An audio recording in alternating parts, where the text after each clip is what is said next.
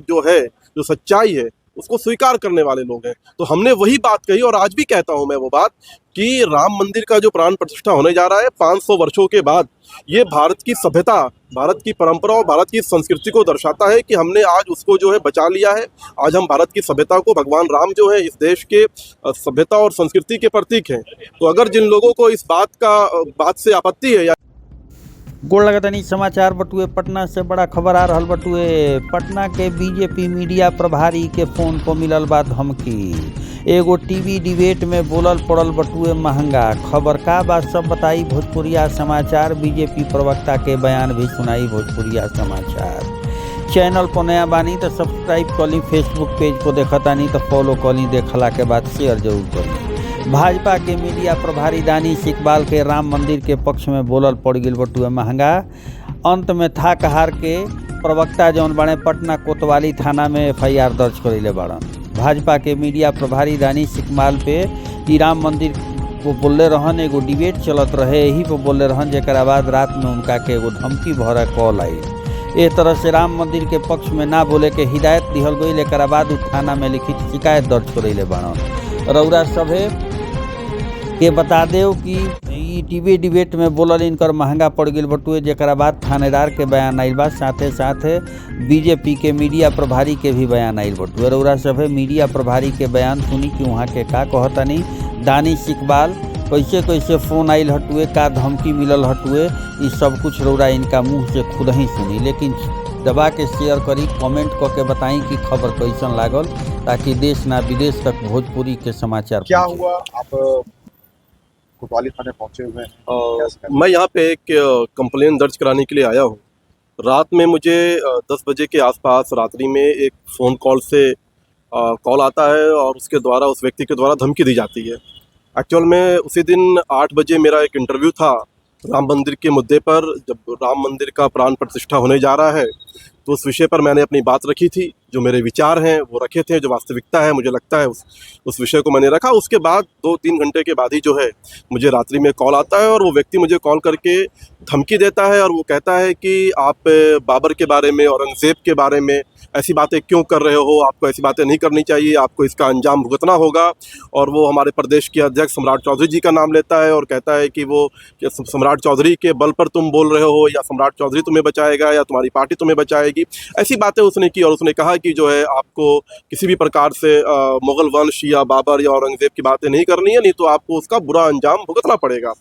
तो फिर मेरी पार्टी ने ये निर्णय लिया, मेरे प्रदेश अध्यक्ष जी ने फिर इस विषय को संज्ञान में लेते हुए मुझे आदेश दिया कि आप जो हो जाकर के इसको जो एक कंप्लेंट दर्ज कराइए, FIR दर्ज कराइए। तो उसी के नियमित मैं यहाँ पे कोतवाली थाना में आया हूँ और जो अपनी FIR है वो मैंने यहाँ पे दर्ज कराई है। किस तरह का ट्रीटिंग लगा, खतरा किस तरह का आपको लगा? देखिए, हम लोग डरने वाले लोग तो हैं नहीं, हम लोग राष्ट्रवादी लोग हैं, भारतीय लोग हैं और वास्तविकता जो है, जो सच्चाई है, उसको स्वीकार करने वाले लोग हैं। तो हमने वही बात कही और आज भी कहता हूं मैं वो बात कि राम मंदिर का जो प्राण प्रतिष्ठा होने जा रहा है 500 वर्षों के बाद, ये भारत की सभ्यता, भारत की परंपरा और भारत की संस्कृति को दर्शाता है कि हमने आज उसको जो है बचा लिया है।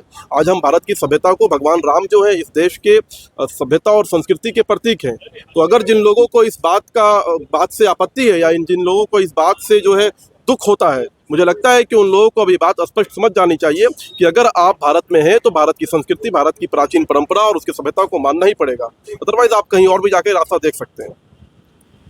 कोतवाली थाने आप पहुंचे हैं, किस तरह की धमकी आपको दी गई है? क्या देखिए, रात्रि में एक अननोन नंबर से मुझे कॉल आता है और उस व्यक्ति ने मुझे धमकाने की कोशिश की, मुझे डराने की कोशिश की।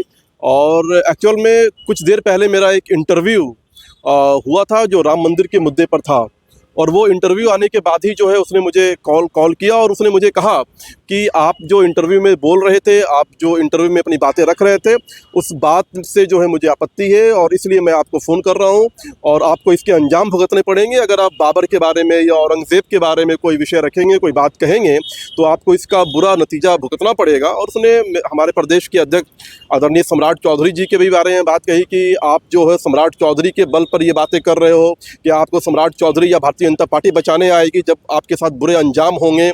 तो मुझे लगता है कि ये वो जाहिलियत है, ये अनपढ़ लोग हैं जिनको अभी भी राम मंदिर के प्राण प्रतिष्ठा होने जा रहा है, अभी भी उनको ये बात समझ में नहीं आई है कि राम जो है इस देश के प्राचीन सभ्यता के प्रतीक हैं, संस्कृति है, सभ्यता है। और माननीय न्यायालय के आदेश के बाद से राम मंदिर का निर्माण हुआ है और ये बात कही जा रही थी इस देश के अंदर कि न्यायालय का जो भी निर्णय होगा उसे हृदय से स्वीकार होगा। तो आज जो भारतीय मुसलमान देशज मुसलमान हैं, जिनकी आबादी इस देश के अंदर 85% है, उन लोगों ने हृदय से इस सम्मान को स्वीकार किया है और वो सब प्रसन्न है। फोन रात्रि 10 बजे के आसपास जब मैं भारतीय जनता पार्टी कार्यालय के से निकल रहा था और तभी ये फोन आया था। क्या कुछ कहा गया फोन पर, क्या कुछ बात? फोन में मैंने बताया कि उन्होंने कहा कि आपको बुरे अंजाम भुगतने पड़ेंगे अगर आप बाबर के, औरंगजेब के बारे में या बाबरी मस्जिद जो है उसके विषय पे अगर कुछ बात कहेंगे, क्योंकि उसका मानना था कि जो राम जन्म भूमि है जहाँ मर्यादा पुरुषोत्तम भगवान राम का मंदिर का निर्माण हो रहा है, और उसके बाद से ऐसा लग रहा था कि वो उस बात से खुश नहीं है। तभी उसने मुझे धमकी दिया। जी, रैंसम कॉल जो है वो डिटेल्स मैंने सारी यहाँ पे जो है रंगदारी मांगी नहीं रंगा। राम मंदिर के प्राण प्रतिष्ठा जो 22 जनवरी को होने वाला है, उस विषय पे मेरा एक चैनल पे इंटरव्यू था। उस इंटरव्यू के आने के बाद जो है मुझे कॉल करके धमकी दी। ये थ्रेट कॉल आने के बाद क्या कहेंगे, डर का नहीं, देखिए हम लोग देशज मुसलमान हैं, भारतीय मुसलमान हैं, राष्ट्रवादी मुसलमान हैं, हम लोग डरते नहीं हैं। ये वे लोग हैं जो जिनकी संख्या मात्र 10 से 15% इस देश के अंदर है, जो विदेशी लोग हैं, जो विदेशी आक्रांता के साथ भारत में आए और आज भी वो भारत के नहीं हो पाए हैं। आज भी उनकी जो संस्कृति है, जो कल्चर है, वो ईरानियन और अरबिक कल्चर है। वही लोग छोटे छोटे पाकिस्तानी पॉकेट के रूप में इस देश के अंदर बसे हुए हैं। भारत का बंटवारा तो हो गया, पाकिस्तान अलग तो हो गया, लेकिन जिन्ना की जो विचारधारा है, उस विचारधारा के लोग इस देश के अंदर हैं जो रह करके इस तरह की बात करते हैं, जो बार बार थाना पहुंचे हैं। क्या आश्वासन मिला? नहीं, कोतवाली थाना में मैंने अपनी बात रखी, मैंने FIR दर्ज कराई है। मैंने जिस नंबर से मुझे कॉल आया था उस नंबर को भी यहाँ पे मैंने देने का काम किया है। वो ऑडियो क्लिपिंग भी है, वो भी मैंने यहाँ पे देने का काम किया है। पुलिस कार्रवाई करेगी, पुलिस पे भरोसा है। निश्चित तौर पर पुलिस को जो है अपनी कानूनी कार्रवाई करनी चाहिए।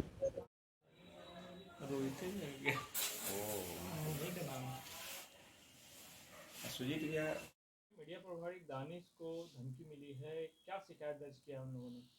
वो आज एक एप्लीकेशन दिए हैं वो जिसमें आरोप लगाएं कि एक नंबर से 12 तारीख को जब ये सब्जी बाग में थे तो रात्रि 10 बजे एक नंबर से कॉल आया था जिसमें गाली गलौज करने का असंसदीय भाषा प्रयोग किया गया है। इस संबंध में आवेदन दिए हैं, जांच करवा रहे हैं। इस खबर के प्रायोजक हैं गॉड ग्रेस CBSE स्कूल चौगाई।